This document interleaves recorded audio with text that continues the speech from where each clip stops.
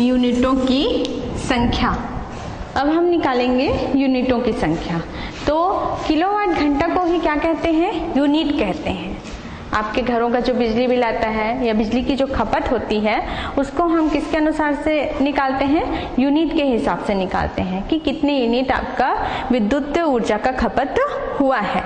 उसके अनुसार से आपका चार्ज रहता है पर यूनिट कि एक यूनिट में कितना रुपए लगाया जाएगा, आपका कितना निर्धारित किया गया है, उसके अनुसार से आपका क्या आता है? बिजली बिल आता है। तो यूनिटों की संख्या निकालने के लिए हम देखते हैं ऊर्जा, विद्युत ऊर्जा का सूत्र E इक्वल टू क्या होता है आपका? P इंटू T, जहाँ P क्या है आपका? विद्युत शक्ति और T क्या है? समय है। तो समय को यहाँ पर घंटा में लें तो आपका PT का मात्रक क्या हो जाएगा? ऊर्जा का वाट घंटा, वाट घंटा होगा। इसका P का सूत्र आप देख चुके हो पहले ही, 3 सूत्र बताया गया था। जैसे हम यदि P के जगह क्या को रखते हैं? VI को रखते हैं तो क्या हो जाएगा? VI T वाट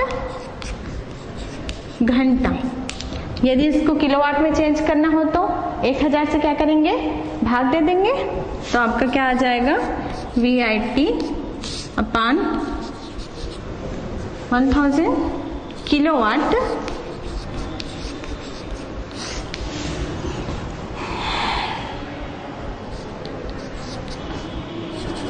किलोवाट घंटा। अतः यूनिटों की संख्या, अतः यूनिटों की संख्या n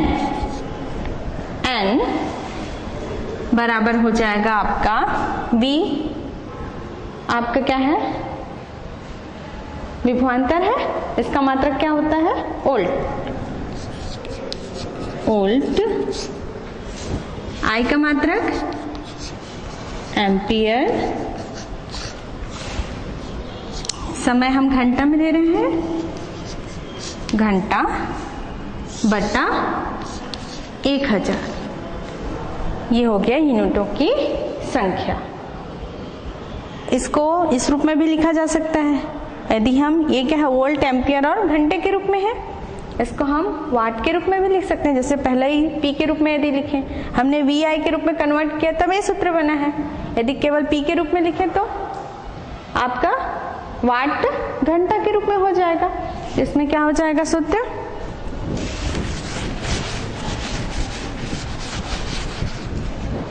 N इक्वल टू वाट घंटा बटा 1000। ये हो गया यूनिटों की संख्या। तो इस सूत्र का उपयोग करके आप यूनिट निकाल सकते हैं। जैसे एक एग्जांपल लें, एग्जांपल सॉल्व करें। आपका प्रश्न है एक घर में 1000 वाट का इलेक्ट्रिक आयरन प्रतिदिन 1 घंटा, 1000 वाट का इलेक्ट्रिक आयरन प्रतिदिन 1 घंटा तक व 60 वाट के 5 बल्ब प्रतिदिन 5 घंटे तक प्रयोग में लाए जाते हैं। यदि एक यूनिट विद्युत ऊर्जा की कीमत 2 रुपए हो तो इन उपकरणों के प्रयोग के कारण 1 माह का विद्युत खर्च ज्ञात कीजिए। कितना होगा विद्युत खर्च? कितना रुपए लगेगा? तो ये आपको निकालना है। सूत्र आपके सामने है। यूनिट की संख्या n बराबर क्या होता है? वाट इंटू घंटा बटे 1000। तो कैसे निकालोगे? आपका कैसे निकलेगा?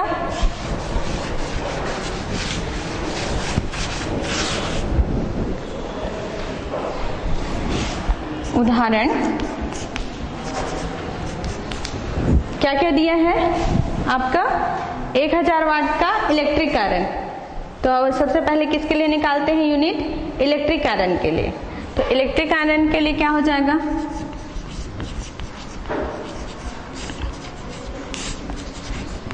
इलेक्ट्रिक आयरन,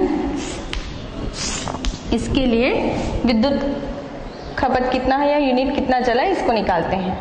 तो ये कितने का है? कितने वाट का है? 1000 वाट का। तो आपका ये है 1000 वाट का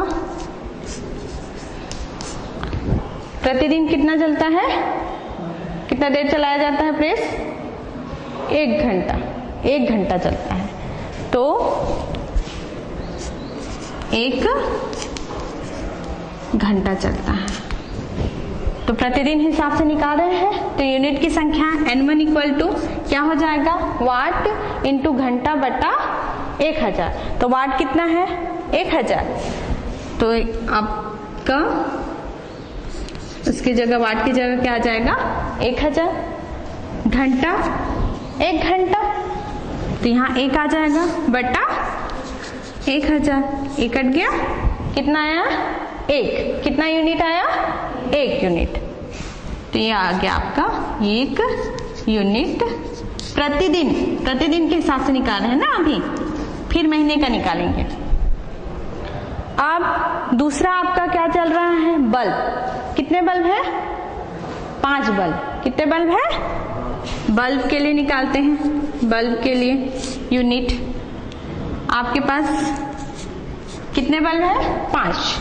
तो 5 से गुणा करना पड़ेगा, गुणित वाट। कितने वाट के हैं आपके, 5 बल्ब हैं आपके, कितने वाट के हैं, 60 वाट। तो आपका 5 गुणित कितना हो गया, 60। और कितने घंटा चलता है, कितने घंटे चलते हैं आपके प्रतिदिन, एक दिन 5 घंटा। तो यहाँ कितना आ जाएगा, 5 घंटा बटा 1000। तो कितना आएगा आपका, हल करोगे तो कितना आएगा, N2 बराबर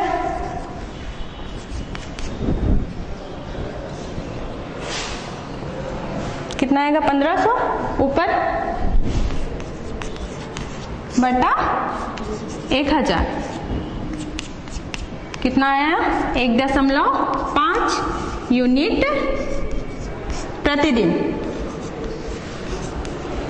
तो कुल कितना हो गया, कुल यूनिट कितना हो गया, एक दिन में कितना आपका हो गया कुल यूनिट। यहाँ इसका आयरन का 1 यूनिट और इसका 1.5। तो कुल कितना हो गया, कुल यूनिट,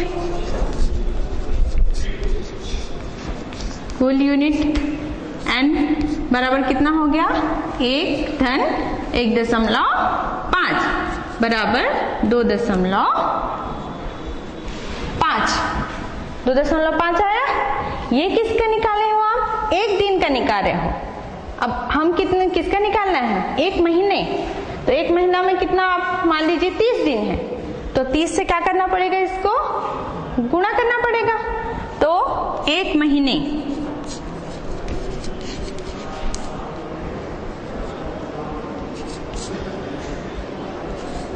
एक महीने का कितना हो जाएगा, 2.5 में किसका गुणा करना पड़ेगा, 30 का गुणा करना पड़ेगा। तो कितना आ गया, 75। कितना आया आपका, 75। ये हो गया। तो ये तो निकल गया यूनिट, इतना यूनिट आपका जला, 75 यूनिट आपका जला। कितने में, 1 महीने में। अब कितना रुपए बोल रहा है, ये यूनिट का कितना रुपए लगाया गया है, चार्ज आपका कितना लगाया गया है, 2 रुपए लगाया गया है ना। तो क्या करना पड़ेगा, इसको 2 से गुणा करना पड़ेगा, तब क्या आएगा, महीने का खर्च, विद्युत खर्च। तो कितना आएगा आपका,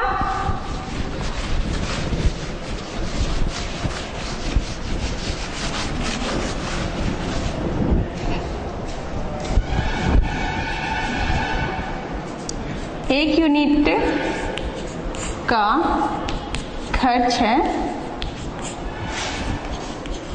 2 रुपए।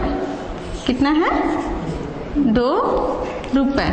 तो आपका कितने का, 1 महीने का, 1 महीने का कितना होगा, 1 महीने का विद्युत खर्च कितना होगा आपका, कितना आया था, 75 आया था। तो यूनिट में से, कुल यूनिट में से अपन क्या कर देंगे, गुणा कर देंगे इसको। तो कितना आ गया आपका, कितना रुपए है, 150 रुपए। तो आपका कितना आया, 150 रुपए। तो इस प्रकार विद्युत खपत निकाला जाता है। कि कौन सा सामान। इसके अलावा आपके घरों में क्या रहता है, कई चीजें इलेक्ट्रॉनिक चीजें यूज होती है जिसमें इलेक्ट्रिसिटी का यूज होता है, विद्युत खपत होती है। उस हिसाब से फिर आपका बिजली बिल आता है कि आपका पंखा कितने देर चला, कूलर कितने देर चल रहा है, आपका मशीन है, कई मशीन चलते हैं घरों में, वो कितने देर चले, तो उसके हिसाब से आपका कुल बिल महीने में आता है। तो ये हो गया आपका यूनिट निकालना। आगे है आपका फ्यूज तार। फ्यूज तार तो सभी सुने होंगे। फ्यूज तार का काम क्या है? फ्यूज तार क्या है? फ्यूज तार किस लिए लगाया जाता है? कभी कभार क्या होता है, जैसे आपका इतने एम्पियर का आपको आपके घरों में धारा सप्लाई करना है, लेकिन कभी कभार क्या हो जाता है, लोडिंग ज्यादा हो जाती है, मतलब अचानक से धारा का मान में परिवर्तन हो जाता है। मान लीजिए धारा का मान अचानक से क्या हो गया, बढ़ गया, तो उस स्थिति में क्या हो सकता है, आग लगने का डर रहता है। उससे बचने के लिए क्या लगाया जाता है, फ्यूज तार का उपयोग किया जाता है। आप लोग बॉयज ज्यादा जानते होंगे, उन लोग ज्यादा यूज करते हैं फ्यूज तार। आपके चीनी मिट्टी वगैरह में एक पतला तार लगा रहता है, तो उसको क्या किया जाता है, जो आपका परिपथ है, घर के परिपथ, उसके साथ श्रेणी क्रम में लगा दिया जाता है। तो इसका जो आपका गलनांक होता है फ्यूज तार का, वो कम होता है, और विशिष्ट प्रतिरोध क्या होता है, इसका अधिक होता है। ये बना होता है आपका टीन और शीशे के मिश्र धातु से। तो इसको लगाने से क्या होता है, चूंकि इसका गलनांक कम है, और हम जानते हैं, हम क्या पढ़ रहे हैं, ऊष्मीय आप धारा का क्या पढ़ रहे हो, ऊष्मीय प्रभाव पढ़ रहे हो। मतलब धारा प्रवाहित करने से क्या उत्पन्न होता है, ऊष्मा उत्पन्न होती है। मतलब यदि हम फ्यूज तार का गलनांक कम रखते हैं, तो यदि अचानक से धारा का मान बढ़ता है तो ऊष्मा का मान भी बढ़ेगा, जिससे क्या हो जाएगा, चूंकि इसका गलनांक कम है, तो ये क्या हो जाएगा, पिघल कर टूट जाएगा। अब पिघल कर टूट गया है, और चूंकि ये किससे जुड़ा हुआ है, परिपथ के साथ श्रेणी क्रम में जुड़ा हुआ है, तो परिपथ अलग अलग हो गया, परिपथ भी टूट गया, जिससे धारा सप्लाई क्या हो जाएगा, बंद हो जाएगा। तो उस स्थिति में तुरंत आपका धारा जो घरों में जो विद्युत सप्लाई है वो क्या हो गया, बंद हो गया, जिससे शॉर्ट सर्किट होने से या आग लगने से क्या हो गया, बच गया। तो इसलिए क्या किया जाता है, फ्यूज तार का उपयोग किया जाता है। तो ये आपका क्या है, फ्यूज तार। आगे है आपका कुछ जो ऊष्मा के अन्य प्रभाव जो प्रयोग किए गए, उसके आधार पर पहला आपका है सीबेक प्रभाव। क्या है आपका, सीबेक प्रभाव, या इसी को कहते हैं ताप विद्युत प्रभाव। तो सीबेक प्रभाव क्या है, ये देखते हैं।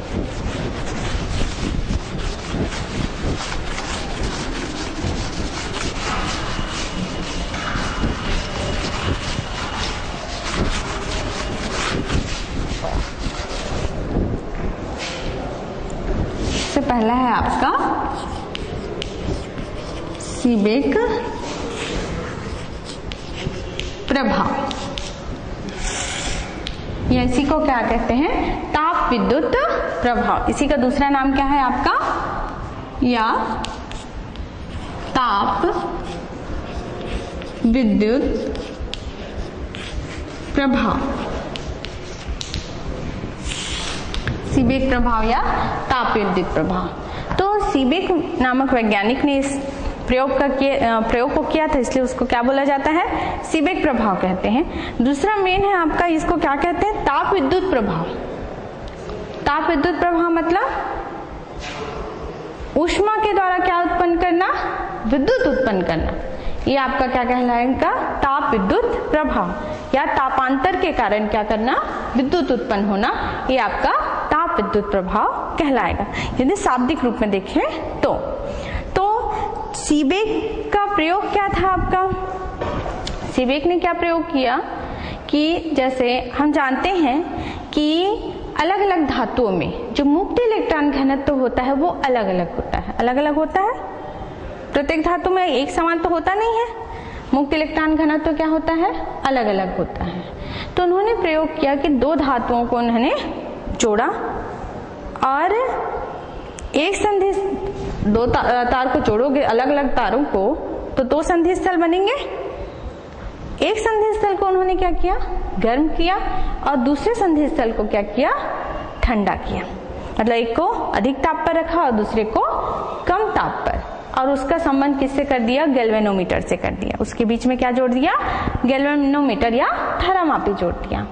तो ये देखा उन्होंने कि जब हम ऐसा तापांतर उत्पन्न करते हैं तो उसमें क्या उत्पन्न होता है, गैल्वेनोमीटर में विक्षेप उत्पन्न होता है, और यदि जब ताप समान है तो उसमें कोई विक्षेप उत्पन्न नहीं होता।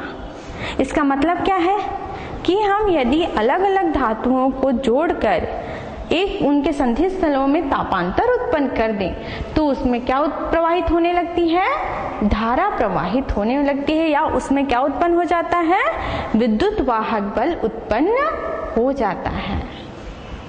तो ये किसका प्रयोग था, आपका सीबेक का प्रयोग था। तापांतर उत्पन्न करके उन्होंने क्या उत्पन्न किया, धारा उत्पन्न किया। तो इसी को क्या कहते हैं, सीबेक प्रभाव कहते हैं। जो आपका, आप क्या करोगे, तापांतर एक को ठंडा कर दिए, एक को गर्म कर दिए, जिससे क्या उत्पन्न हो जाएगा, संधि स्थलों में विभवांतर उत्पन्न हो जाएगा। जो विभवांतर उत्पन्न हो रहा है उसी को क्या कहते हैं, ताप विद्युत वाहक बल कहते हैं। तथा इसमें जो प्रवाहित होने वाली धारा है उसी को क्या कहते हैं, ताप विद्युत धारा कहते हैं। तो उन्होंने जैसे कई धातुओं के साथ ये प्रयोग किया, जैसे एग्जांपल के रूप में ले लिए हम आयरन और कॉपर। तो मान लीजिए आपके पास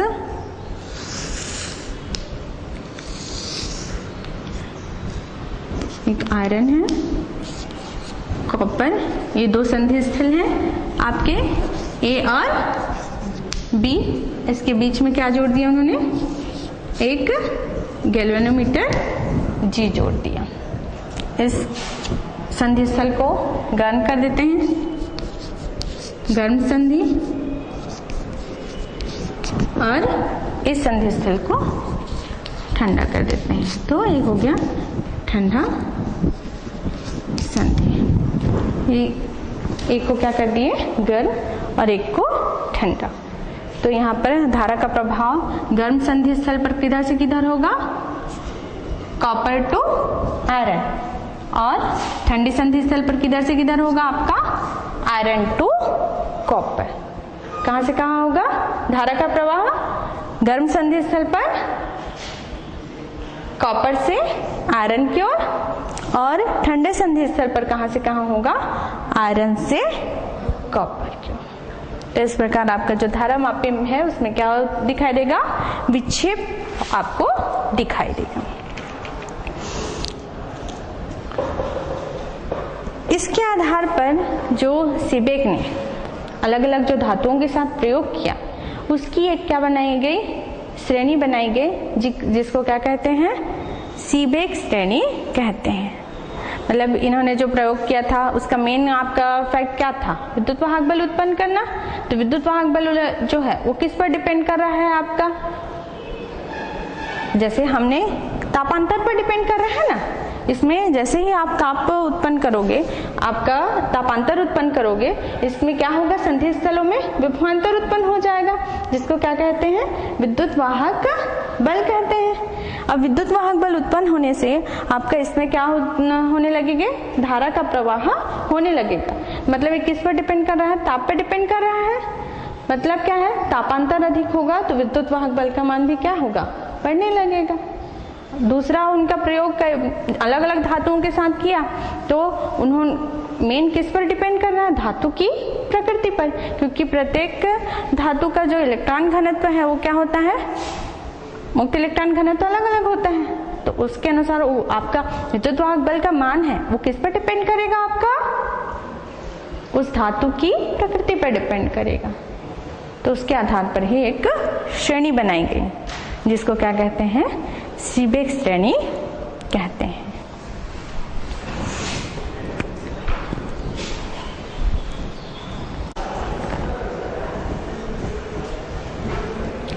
तो इस प्रकार आपका सीबेक ने विभिन्न धातुओं के साथ प्रयोग किया और उसकी एक श्रेणी बनाई जिसको हम क्या कहते हैं, सीबेक सीरीज या सीबेक श्रेणी कहते हैं।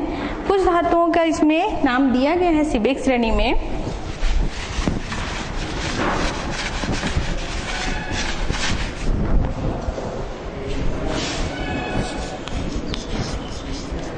सीबेक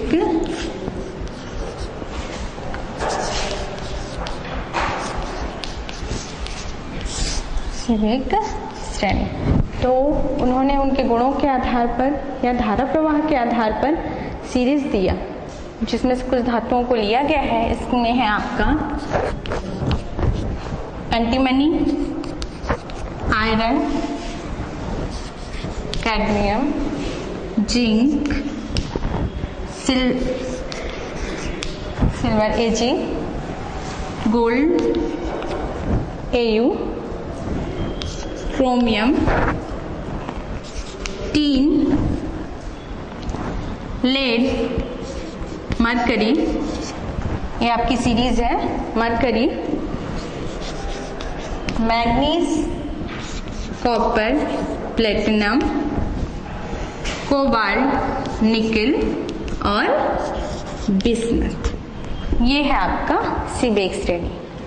क्या क्या है आपका? Antimony, iron, cadmium, zinc, silver, gold, chromium, tin, lead, mercury, manganese, copper, platinum, cobalt, nickel, bismuth. तो इस प्रकार इन धातुओं के प्रयोग के आधार पर, धारा प्रवाह की दिशा के आधार पर इसको रखा गया है सीरीज में। तो इस सीरीज की विशेषता क्या थी? ये दो चीजें हैं इसमें मेन। पहला कि जो संधि स्थल पर या आपका जो ताप विद्युत युग्म बना रहे हो, दो तारों को जोड़कर, दो धातुओं को जोड़कर जो ताप विद्युत युग्म बनाया जा रहा है, उसमें जो विद्युत वाहक बल उत्पन्न हो रहा है वो किस किस पर डिपेंड करेगा? पहला तो आपका डिपेंड करेगा इस सीरीज में आप किन धातुओं को ले रहे हैं, उन दोनों के बीच की दूरी पर निर्भर करता है। यदि दूरी अधिक होगी तो ताप विद्युत वाहक बल का मान भी क्या होगा? अधिक होगी। और दूरी कम होगी तो ताप विद्युत वाहक बल का मान क्या होगा? कम होगा। तो सबसे अधिक किस स्थिति में हो सकता है? यदि हम सबसे पहला लें एंटीमनी और सबसे लास्ट का लें बिस्मथ। ये यदि इन दोनों धातुओं के तारों को जोड़ के यदि युग्म बनाते हैं तो इसमें जो उत्पन्न होगा ताप विद्युत वाहक बल, उसका मान क्या होगा? सबसे अधिक होगा। दूसरा, ये सीरीज ये बताता है कि ठंडी संधि स्थल पर जो धारा की दिशा है किस तरफ से किस तरफ होगी। इस चीज को हम यहाँ देखकर बता सकते हैं। अब कोई भी धातु ले लो, उसके बाद आप धारा की दिशा यदि बताना है तो क्या होगा? ठंडी संधि स्थल पर धारा की दिशा पहले आने वाले धातु से बाद में आने वाली धातु की ओर होगी। ये होगा, जैसे हमने एग्जाम्पल के रूप में लिया था पहले आयरन और कॉपर का, दो धातुओं का युग्म बनाया था। तो ठंडी स्थल पर कहां से कहां था? आयरन टू कॉपर था। तो आयरन कहाँ है? पहले आ रहा है Fe, और कॉपर कहाँ है आपका? बाद में आ रहा है। तो पहले से बाद, कहां पर? ठंडे संधि स्थल पर, पहले आने वाले धातु से बाद में आने वाले धातु की ओर होगी। तो ये दो चीजें इस सीरीज से पता चलती हैं। कौन कौन सी चीजें? पहला तो विद्युत वाहक बल का मान किसका अधिक होगा और किसका कम होगा, और दूसरा आपका पता चलता है धारा की दिशा किधर से किधर होगी। तो ये आपका था सीबेक प्रभाव। अब है सीबेक प्रभाव का कारण क्या है? जो धारा उत्पन्न हो रही है उसका कारण क्या है? तो इसके लिए है कि अलग अलग धातुओं को लिया जाता है। हम जानते हैं कि धातुओं में मुक्त इलेक्ट्रॉन घनत्व सभी धातुओं के लिए क्या होता है? अलग अलग होता है। यदि हम दो धातुओं को जोड़ते हैं उस स्थिति में जहां संधि स्थल है वहां पर क्या हो जाएगा? घनत्व अधिक से किधर की ओर गमन करेगा? कम की ओर गमन करेगा। तो इस स्थिति में क्या हो जाता है? जो संधि स्थल है वहां एक विभव उत्पन्न हो जाता है, जिसको क्या कहते हैं? संपर्क विभव कहते हैं। क्या कहते हैं उसको? संपर्क विभव कहते हैं। ये है जब ताप समान है, एक जैसे कमरे का ताप ले लो, ताप समान है, उस स्थिति में दोनों संपर्क विभव का मान क्या होता है? एक समान होता है। ताप समान है तो क्या हो गया? एक समान हो गया। अब हम क्या कर रहे हैं? एक को क्या कर रहे हैं? गर्म कर रहे हैं संधि स्थल को, और दूसरे को क्या कर रहे हैं? हम ठंडा कर रहे हैं। तो इस स्थिति में जो गर्म भाग है उस संधि स्थल के इलेक्ट्रॉन घनत्व में क्या होगा, परिवर्तन होगा।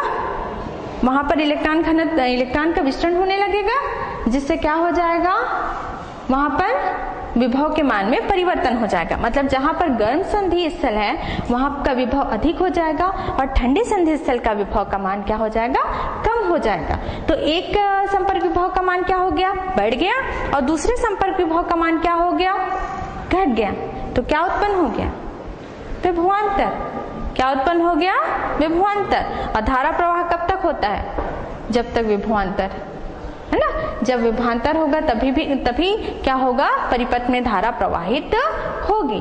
तो इस प्रकार क्या हो गया, संपर्क विभव में विभवांतर उत्पन्न होने के कारण उसमें क्या होने लगता है, या क्या उत्पन्न हो जाता है, विद्युत वाहक बल उत्पन्न हो जाता है, जिसको क्या कहते हैं, ताप विद्युत वाहक बल कहते हैं। और जिसके कारण उस परिपथ में क्या बहने लगती है, धारा बहने लगती, जिसको क्या कहते हैं अपन, ताप विद्युत धारा कहते हैं। तो जो विद्युत वाहक बल का मान है वो किस पर डिपेंड कर रहा है, आपका गर्म संधि स्थल के ताप पर डिपेंड कर रहा है। तो यदि हम दोनों के बीच, ताप और विद्युत वाहक बल के बीच यदि हम संबंध बताएं तो किस प्रकार का संबंध होगा उसको देखते हैं।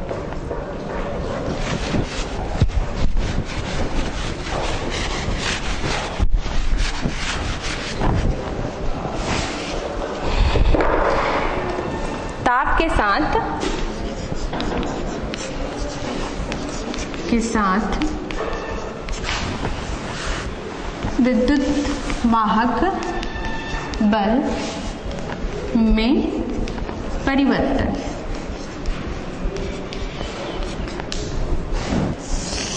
इसको हम एक ग्राफ के द्वारा प्रदर्शित करते हैं। मान लीजिए हमने XY अक्ष लिया, X ताप ले लिया और Y अक्ष को ताप विद्युत वाहक बल, Y अक्ष को क्या ले लिया, ताप विद्युत वाहक बल। तो यदि हम क्या करते हैं, जो गर्म संधि एक को, जो ठंडी संधि स्थल है उसके ताप को नियत रखते हैं, उतना ही रखते हैं, और किसको बढ़ाते हैं अपन, गर्म संधि स्थल के ताप को बढ़ाते जाते हैं। तो उस स्थिति में ये देखा गया कि जैसे जैसे हम ताप को बढ़ाते हैं वैसे वैसे विद्युत वाहक बल का मान क्या होने लगता है, क्रमशः बढ़ने लगता है। इस प्रकार मतलब ताप के साथ किसका मान बढ़ रहा है, विद्युत वाहक बल का मान बढ़ रहा है। ताप के विशेष मान पर आपका विद्युत वाहक बल का मान V क्या हो जाता है, मैक्सिमम हो जाता है। विद्युत वाहक बल का मान क्या हो जाता है, मैक्सिमम, अधिकतम होता है। यदि इसके बाद और ताप को यदि बढ़ाते हो उस स्थिति में क्या हो जाता है, विद्युत वाहक बल का मान अब क्या होने लगेगा, कम होने लगेगा। तो ये जो एक विशेष ताप पर जो विद्युत वाहक बल का मान अधिकतम है, ये आपका क्या कहलाता है, उदासीन ताप कहलाता है। ये कौन सा ताप कहलाता है, उदासीन ताप कहलाता है। ये वाला आपका ये पॉइंट पर जो ताप है वो क्या कहलाएगा, उदासीन ताप कहलाएगा। अब इसके आगे और ताप को यदि बढ़ाते हो तो विद्युत वाहक बल का मान क्या होने लगता है, अब कम होने लगता है। जैसे जैसे और बढ़ाओगे विद्युत वाहक बल का मान क्या होने लगेगा, कम होगा। और ताप के एक विशेष मान पर, अगेन है ना, ताप के एक विशेष मान पर क्या हो जाएगा, विद्युत वाहक बल का मान क्या हो गया, पुनः शून्य हो जाता है। पुनः क्या हो गया, आपका शून्य हो गया। यही आपका क्या कहलाता है, विक्रमण ताप कहलाता है। ये क्या कहलाता है, विक्रमण ताप कहलाता है। यदि हम यहाँ पर ठंडा संधि स्थल को यदि थीटा C से बताएं, है ना, यहाँ के ताप को यदि थीटा, उदासीन ताप को थीटा N से बताएं और विक्रमण ताप को थीटा I से बताएं, तो ये आपका क्या है, जहां पर विद्युत वाहक बल का मान शून्य हो गया वो आपका विक्रमण ताप क्या कहलाता है, थीटा I कहलाता है। इसके बाद यदि और अधिक ताप को क्या करते हैं, और बढ़ाते जाते हैं, तो तो उस स्थिति में क्या हो जाता है, विद्युत वाहक बल की दिशा विपरीत हो जाती है।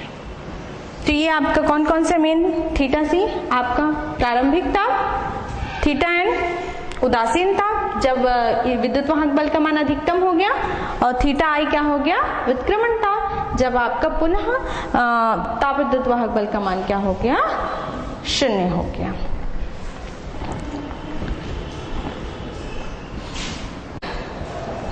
तो इस प्रकार आपका कौन कौन सा, आपका थीटा सी प्रारंभिक ताप आपका ठंडा का, यहाँ पर आपने क्या किया, उसके ताप का बढ़ाया तो एक विशेष मान पर क्या हो गया, विद्युत वाहक बल का मान अधिकतम हो गया। फिर ये आपका व्युत्क्रमण ताप थीटा आई जब आपका क्या हो गया, विद्युत वाहक बल का मान पुनः क्या हो गया, 0 हो गया। तो इसमें यदि थीटा सी, थीटा एन और थीटा आई में यदि संबंध देखें तो इन दोनों ताप का अंतर मतलब theta I minus theta N ये किसके बराबर होगा, आपका इन दोनों तापों के अंतर के बराबर होता है। Theta N minus theta C क्या होगा, theta I minus theta N, theta N minus theta C. तो क्या रिलेशन निकलेगा आपका,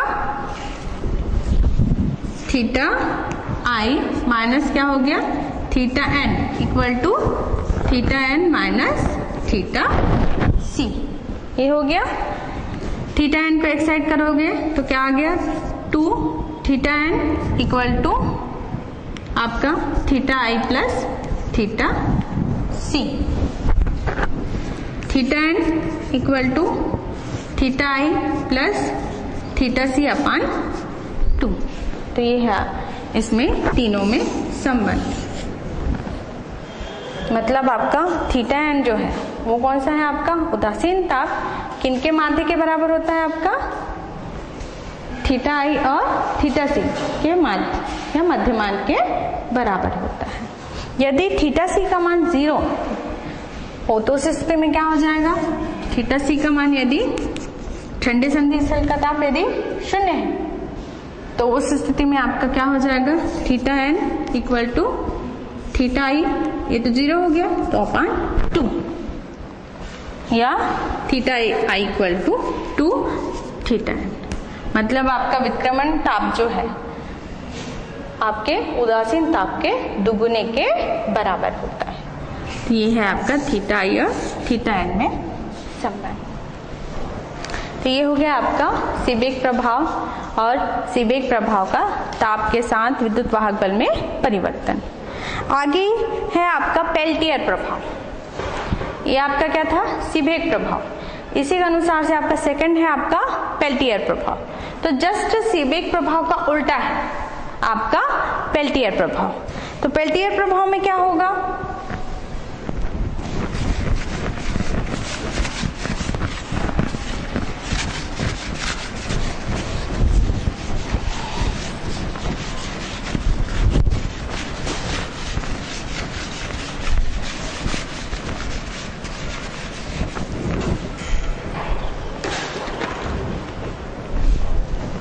सेकेंड प्रभाव है आपका पेल्टियर प्रभाव। तो इसमें है पेल्टियर प्रभाव में, इसमें भी आपको दो धातुओं का युग्म बनाना है ना। मान लीजिए हमने किसका बनाया, आयरन और कॉपर का। ये और भी दो संधि स्थल है, आयरन और कॉपर का आपने क्या बनाया, विद्युत युग्म बनाया। इसको किससे जोड़ दिया, बैटरी से या धारा स्रोत से जोड़ दिया। तो उस स्थिति में क्या होता है, जैसे सीबेक में क्या था, दो धातुओं का युग्म बनाते थे और क्या करते थे, तापांतर उत्पन्न करते थे, जिसके कारण उसमें क्या प्रवाहित होती थी, धारा प्रवाहित होती थी या विद्युत वाहक बल उत्पन्न होता था। इसमें जस्ट अपोजिट है उसका, सीबेक का उल्टा। इसमें संधि आप बनाओगे, दो धातुओं का युग्म बनाओगे, लेकिन अब इसमें धारा प्रवाहित करना है, उसमें धारा प्रवाहित नहीं करते थे। इसमें क्या करना है आपको, धारा प्रवाहित प्रवाहित करना है, जिसके कारण अपने आप एक संधि स्थल ठंडी और दूसरी संधि स्थल क्या हो जाएगी, गर्म हो जाएगी। मान लीजिए संधि स्थल आपकी क्या हो जाएगी, ठंडी हो जाएगी और दूसरी संधि स्थल क्या हो जाएगा, गर्म हो जाएगा। तो ये क्या कहलाता है, आपका पेल्टियर प्रभाव क्या कहलाता है। क्या है आपका पेल्टियर प्रभाव। सीबेक प्रभाव में क्या था, आप एक संधि स्थल को गर्म करते थे, दूसरे संधि स्थल को ठंडा करते थे, जिसके कारण धारा प्रवाहित होती थी। पेल्टियर में धारा प्रवाहित करोगे तो अपने आप एक संधि स्थल ठंडी और दूसरी गर्म हो जाएगी। तो ये किसका उल्टा हो गया, आपका सीबेक का जस्ट उल्टा। तो ये है आपका सीबेक प्रभाव। तो सीबेक प्रभाव का कारण क्या है ये देखते हैं। सीबेक प्रभाव उत्पन्न होने का कारण तो शुरू में ही बताया गया था, पेल्टियर प्रभाव उत्पन्न होने का कारण। तो सीबेक प्रभाव में हमने क्या बताया कि जब हम दो धातुओं को जोड़ते हैं उस स्थिति में क्या होता है, इलेक्ट्रॉन घनत्व चूंकि सभी धातुओं का क्या होता है, अलग अलग होता है। उस स्थिति में क्या होता है, संधि स्थल पर आपका जो इलेक्ट्रॉन है अधिक घनत्व से कम घनत्व की ओर गमन करने लगता है, जिसके कारण संपर्क विभव उत्पन्न होता है।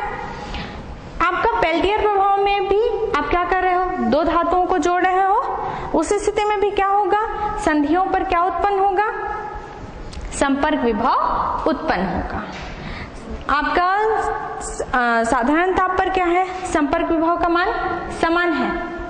आप क्या कर रहे हो, पेल्टियर प्रभाव में धारा प्रवाहित कर रहे हो। क्या कर रहे हो, धारा प्रवाहित कर रहे हो। तो धारा प्रवाहित करते समय यदि आपकी धारा की दिशा और आपका संपर्क विभव की दिशा क्या है, अपोजिट है, मतलब विभव की दिशा और धारा प्रवाह की दिशा क्या है, जस्ट अपोजिट है, उस समय धारा को क्या करना पड़ेगा, काम करना पड़ेगा, कार्य करना पड़ेगा।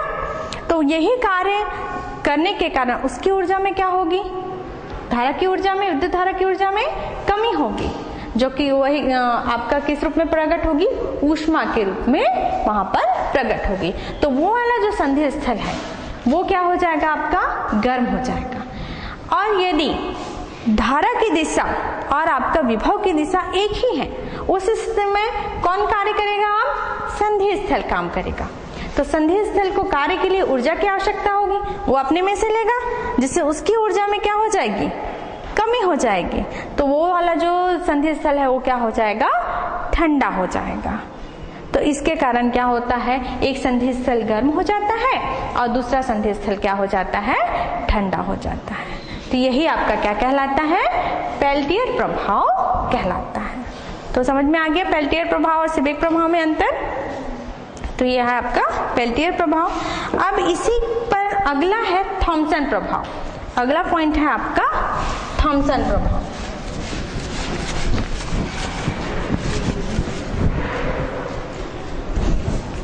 तीसरा है आपका थॉम्सन प्रभाव। थॉम्सन प्रभाव जैसे हमने सीबेक प्रभाव, पेल्टियर प्रभाव दोनों में देख लिया, अंतर क्या है।